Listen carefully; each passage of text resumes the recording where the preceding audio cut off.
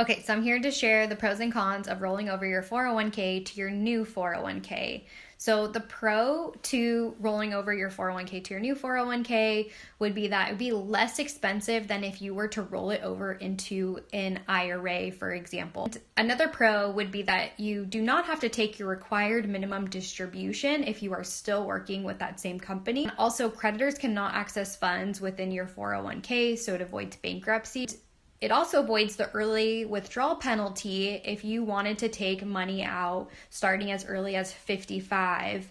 So you could take substantial equal payments from the age of 55 to 59 and a half. It would have to be the same amount every single year. Avoid this penalty. If you were to put it into an IRA, for example, and you wanted to take it out prior to 59 and a half, you would have to pay a 10% penalty. So in this case, it would avoid it. The pro would be you could take a loan from your 401k, and the two cons are you get less investment options than if you were to roll it over into your 401k options are just, you don't have as many.